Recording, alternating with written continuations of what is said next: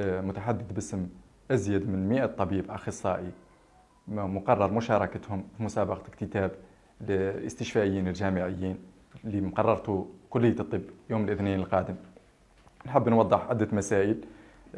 في الفترة الأخيرة جات كلية الطب لها 10 عمان عن قد تعدل الاكتتاب بسبب الإجراءات البيروقراطية، وذيك 10 عمان تزايد فيها عدد طلاب كلية الطب بشكل كبير، ما واكبوا زيادة في عدد الأساتذة المؤطرين في المستشفيات، وذاك يشكل خطر كبير على تكوين طلاب كلية الطب اللي هم أطباء المستقبل.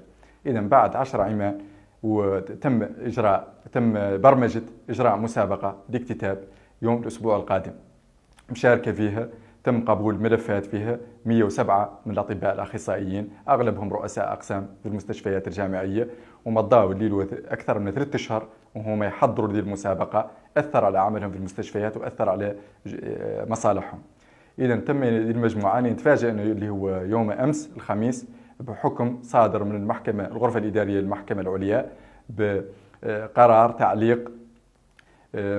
تعليق إقصاء بعض الزملاء، تم إقصائهم بسبب عامل السن.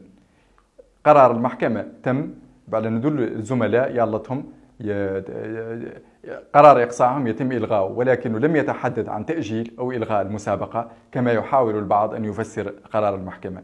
لذلك فإن نحن هذه المجموعة مطالبين على المسابقة يتم إجراءها في وقتها، لأن ذاك مترتب على 4 مسائل. أولا فيه مصلحة لتكوين طلاب كلية الطب، وثانيا فيهم اللي حفاظ على مصالح هذه 107 من الأطباء الأخصائيين اللي لها 3 أشهر وهي تحضر للمسابقة اللي يتم إجراءها يوم. ثالثا فهم عدد كبير من الضيوف منهم عميد كلية من الدول الصديقة تم استدعائهم لهذه المسابقة، وتمت الإجراءات كاملة لحضورهم غدا للمشاركة في إعداد المسابقة. ورابعا ضمن ياسر من الاجراءات اللوجستيه اللي فاتوا عدته وتكلفت ياسر من التكاليف الماديه لا يمكن اذا تم الغاء هذه المسابقه ولا تاجيلها.